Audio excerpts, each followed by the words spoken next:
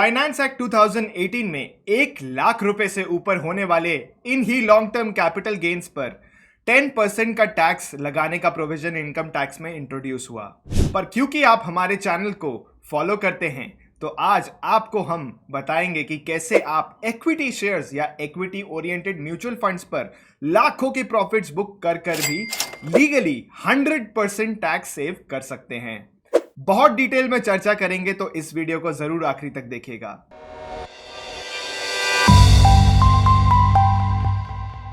आप सबको पता ही होगा कि कैपिटल गेन्स क्या होता है, बट जिन लोगों को नहीं पता उनके लिए मैं ब्रीफली बता देता हूं। आसान भाषा में समझें तो किसी भी फाइनेंशियल या फिजिकल इन्वेस्टमेंट जैसे स्टॉक्स या रियल एस्टेट को बेचने पर जो प्रॉफिट होता है उसको ही कैपिटल गेन्स बोला जाता है। मतलब कैपिटल एसेट पर हुआ गेन। अगर किसी शेयर को आपने 100 रुपए में खरीदा और 31 मार्च 2023 को उसकी कीमत 140 रुपीज हो गई तो आपको 40 का नोशनल गेन है, उस पर टैक्स नहीं देना। आपको रिटर्न भरते हो उस पर कोई टैक्स नहीं देना unless you sell that share and book your profit. Income tax act के पर्पस के लिए कैपिटल एसेट्स पर होने वाले नोशनल गेन्स पर मोस्टली टैक्स नहीं लगता। Further, based on the duration of the asset held, capital gains को हम दो हिस्सों में डिवाइड कर सकते हैं। सबसे पहला लॉन्ग टर्म कैपिटल गेन्स यानी LTCG। अगर आप किसी भी इन्वेस्टमेंट को एक स्पेसिफाइड टाइमलाइन से ज्यादा के लिए होल्ड करने के बाद उसको सेल करते हैं तो उस सेल से होने वाले प्रॉफिट्स को हम लॉन्ग टर्म कैपिटल गेन्स कहते हैं। इनकम टैक्स एक्ट में ये टाइमलाइन या period of holding her asset class के हिसाब से अलग होती है। जैसे लिस्टेड इक्विटी शेयर्स या फिर इक्विटी ओरिएंटेड म्यूचुअल फंड्स के लिए ये टाइमलाइन 12 महीने है यानी 12 मंथ्स। मतलब अगर आप इक्विटी शेयर्स या म्यूचुअल फंड्स को 12 महीनों के बाद सेल करते हैं तो आपको LTCG पे करना होगा। वैसे ही unlisted equity shares, real estate यानी प्रॉपर्टी के लिए यह टाइमलाइन 24 मंथ्स की है। डिफरेंट एसेट्स के लिए डिफरेंट होल्डिंग पीरियड की थ्रेशोल्ड इनकम टैक्स एक्ट में स्पेसिफाइड है। आप ये चीज इस टेबल में देख सकते हैं। दूसरा होता है शॉर्ट टर्म कैपिटल गेन्स यानी STCG। और मान लीजिए कि आप लिस्टेड शेयर्स या इक्विटी म्यूचुअल फंड्स को विद इन 12 मंथ्स बेचते हैं या फिर रियल एस्टेट या अनलिस्टेड इक्विटी शेयर्स को विद इन 24 मंथ्स बेचते हैं तो इस केस में अगर आपको फायदा होगा तो आपको उन गेन्स पर short term capital gains tax भरना होगा। इनकम टैक्स एक्ट 1961 में ऐसे बहुत सारे प्रोविजंस हैं जिनको अगर केयरफुली यूज किया जाए तो आप long term capital gains tax को एक सिग्निफिकेंट एक्सटेंट तक लॉफुली अवॉइड कर सकते हैं।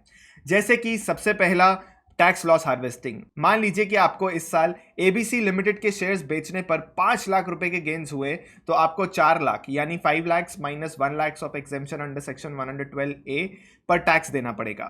लेकिन हो सकता है कि आपकी एक लॉन्ग टर्म बेट जो XYZ लिमिटेड के शेयर्स हैं उन पर अभी आपको 4 लाख रुपीस का नोशनल लॉस हो रहा हो तो इस केस में 4 लाख रुपए का आप लॉस बुक कर लोगे तो आपको कोई टैक्स नहीं देना होगा और आप XYZ लिमिटेड के शेयर्स 2-4 दिन बाद वापस भी खरीद सकते हो।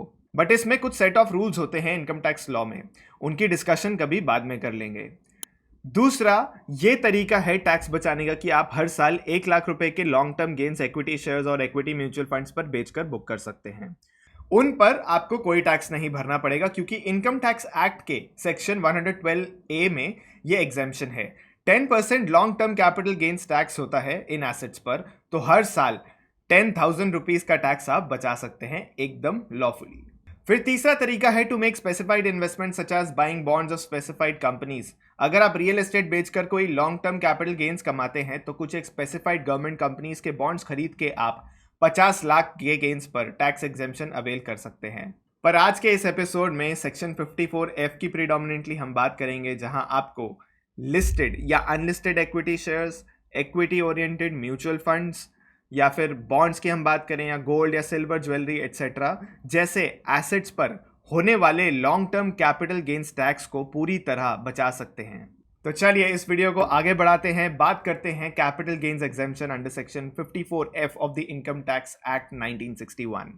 सेक्शन 54F कहता है कि यदि आप इंडिविजुअल या हिंदू अनडिवाइडेड फैमिलीज की कैटेगरी को बिलोंग करते हैं और आपको रेजिडेंशियल हाउस प्रॉपर्टी के अलावा किसी भी एसेट पर लॉन्ग टर्म कैपिटल गेन्स हो रहे हों तो आपको कोई भी कैपिटल गेन्स टैक्स नहीं देना पड़ेगा। अगर आपने जिस दिन एसेट बेचा है उसके 1 साल पहले तक आपने रेजिडेंशियल हाउस प्रॉपर्टी खरीदी हो या फिर उसके 2 साल बाद तक आपने एक रेजिडेंशियल हाउस प्रॉपर्टी खरीद ली हो या फिर उसके 3 साल बाद तक आपने एक रेजिडेंशियल हाउस प्रॉपर्टी को कंस्ट्रक्ट कर लिया हो। इस प्रॉब्लम को दो केसेस से समझते हैं। Case 1, full amount invested. सबसे पहले केस की बात करते हैं। मान लेते हैं कि शेयर्स बेचने के 1.5 इयर्स बाद आपने 30 लाख की वैल्यू के शेयर्स बेचे जिन पर आपको 10 लाख रुपए का फायदा हुआ, तो आपको पूरे 30 लाख का घर खरीदने में लगाने पड़ेंगे, तभी आपको 100% इनकम टैक्स की एग्जेम्पशन मिलेगी। केस 2 देखते हैं एक बारी, जहां पार्शियल अमाउंट इन्वेस्ट की जा रही है। मान लेते हैं कि मैं इतना बड़ा घर नहीं लेता कि वो 30 लाख का हो, मान लेते हैं कि 20 लाख का घर लेता हूं, तो कितनी एग्जेम्पशन मिलेगी? हमारे केस में हमने क्योंकि 66.67% की नेट कंसिडरेशन इन्वेस्ट करी है, that is 20 lakhs are invested out of 30 lakhs of net consideration, तो हमें 6.6 lakhs पर कोई टैक्स नहीं भरना पड़ेगा, लेकिन बैलेंस 3.33 lakhs के गेन्स पर हमें टैक्स भरना पड़ेगा। यह भी याद रखिएगा कि आप जब इस सेक्शन का लाभ उठा रहे हो तो इस घर को छोड़कर आपके पास एक से ज्यादा कोई रेजिडेंशियल प्रॉपर्टी नहीं होनी चाहिए। ऐसे ही कुछ और कंडीशंस हैं जो आप इस टेबल में देख सकते हैं। कौन सा एसेट शॉर्ट टर्म और कौन सा लॉन्ग टर्म, इसकी टेबल आपको वापस एक बारी दिखा देते हैं। डेट म्यूचुअल फंड्स पर गौर कीजिएगा। 1 अप्रैल 2023 के बाद अगर आपने डेट म्यूचुअल फंड्स खरीदे हैं तो चाहे उन्हें जितना भी होल्ड कर लीजिए, उन पर टैक्स रूल अब कुछ ऐसा आया है कि अब हर केस में शॉर्ट टर्म कैपिटल एसेट की तरह ही ट्रीट होंगे। बट 31 मार्च 2023 तक जितने भी आपने डेट म्यूचुअल फंड्स में इन्वेस्टमेंट करी हैं, उनको 3 साल तक होल्ड करने के बाद बेचा जाएगा, तो उन पर होने वाले फायदे से लॉन्ग टर्म कैपिटल गेन्स ही होंगे। वो सब 54F की LTCG एग्जेम्पशन के लिए एलिजिबल रहेंगे। फाइनेंस एक्ट 2023 में एक छोटा सा चेंज और लाया गया। वीडियो के एंड तक बने रहिएगा और ध्यान से सुनिएगा इस चेंज को। इसके पीछे एक काफी इंपॉर्टेंट और इंटरेस्टिंग रीजन है। मान लेते हैं कि आपने अपने स्टार्टअप के शेयर्स 50 करोड़ में बेचे जिनसे आपको 20 करोड़ का फायदा हुआ, तो अभी तक जितना मैंने आपको बताया उसके हिसाब से अगर आप इस केस में अगर पूरे 50 करोड़ का घर खरीद लेते हैं तो आपको 20 करोड़ के कैपिटल गेन्स पे टैक्स नहीं देना पड़ेगा। लेकिन जो फाइनेंस एक्ट 2023 का चेंज है उसके हिसाब से आपको सेक्शन 54F के पर्पस के लिए जो आप घर खरीदते हैं उसका लाभ सिर्फ 10 करोड़ रुपए तक की कीमत की प्रॉपर्टीज का ही मिलेगा। मतलब इस केस में आपको सिर्फ 4 करोड़ की एग्जेम्पशन मिलेगी इस साल, जो पिछले साल पूरी 10 करोड़ की मिल रही थी। इसके पीछे काफी इंटरेस्टिंग रीजन है। सरकार ने ये चेंज लाते हुए मेमोरेंडम टू फाइनेंस बिल 2023 में कहा कि इस एग्जेम्पशन का पर्पस ये था कि हाउसिंग सेक्टर को बढ़ावा दिया जा सके, लोग अपना टैक्स बचाकर उसी पैसे को अपने एक घर खरीदने में इन्वेस्ट करें। ये पर्पस था सरकार का।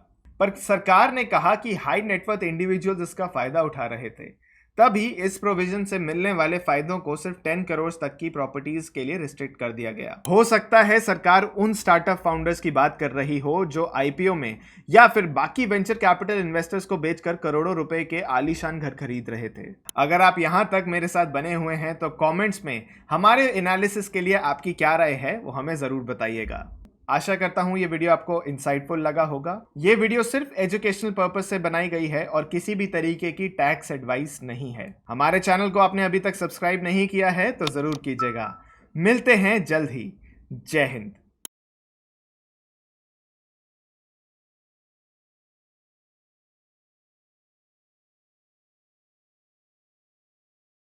Investment in securities market are subject to market risks. Read all the related documents carefully before investing. Please read the risk disclosure documents carefully before investing in equity shares, derivatives, mutual fund, and or other instruments traded on the stock exchanges.